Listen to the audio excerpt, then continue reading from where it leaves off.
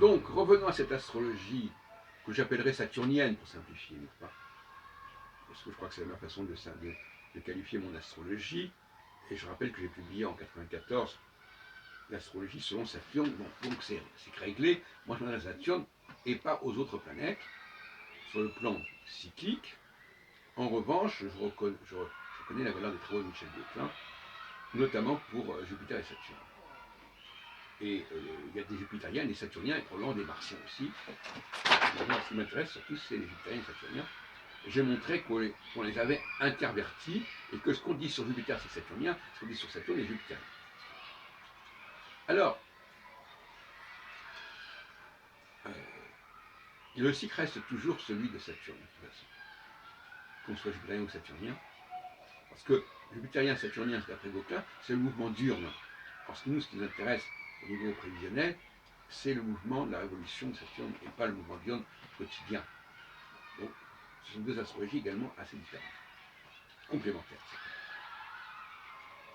Donc, répétons encore une fois que l'âge de 15 ans, de 30 ans, de 45 ans, de 60 ans, de 75 ans, et j'en passe, 90 ans, ce sont des moments clés pour la personne, mais qui sont également des moments clés pour la société et la communauté dans laquelle il est actif. Parce que ces gens-là, quand ils sont pris par cette nouvelle énergie, ça se répercute sur les autres, bien entendu. Donc on voit bien que le chef, le leader, c'est une espèce d'interface entre l'individu lambda et le mondial. C'est à la fois un individu qui a un thème natal, mais c'est aussi le mondial parce qu'il a un impact social majeur. C'est une sorte d'astrologie médiane. Donc, à l'approche des 30 ans, et encore, il faut quand même préciser que ce n'est pas 30 ans, puisque le cycle de Saturne n'est pas de 30 ans, il est d'un tout petit peu plus de 29 ans. Donc déjà, il n'y a pas de débat avec Roger Eke. Lui, il fonctionne sur 30 ans, moi je travaille sur 29 ans, et je travaille aussi avec des orbes. Non seulement après, mais avant. Donc je retravaille, par exemple, 20-30 ans, ça fait pour moi 27-33 ans, voyez-vous, carrément. Et 60 ans, ça fait 57-62 ans, etc. Donc lui, Roger Eke, lui, il fait le thème dès 30 ans. Voilà, il fait le thème voilà, à ce moment-là, par rapport au thème natal. Donc ce sont des astrologies totalement différentes, même si elles se recoupent par certains côtés. Donc, c'est un peu le système des pointes de maison, mais c'est aussi le point des orbes, c'est-à-dire que c'est pas le point de départ, c'est pas 29 ans pile, c'est l'approche des 29 ans et les suites de ces 29 ans. Ça fait à peu près, une fourchette d'à peu près 5 ans, avant et après. Et ces moments sont très importants, parce qu'après, il y a une recharge, donc il y a une recharge d'énergie à ce moment-là, et puis après, cette énergie, c'est un peu la thermodynamique, elle se dissout, elle s'affaiblit, et il faut un nouvel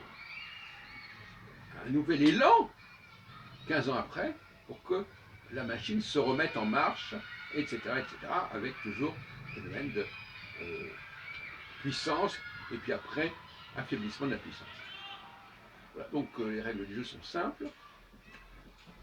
Il faut comprendre que l'astrologie a été victime de cela, comme n'importe quel autre domaine d'ailleurs, parce que dans un domaine qui ne recrute pas des gens d'un très haut niveau, intellectuel, d'un très haut potentiel, eh bien il ne se passe rien.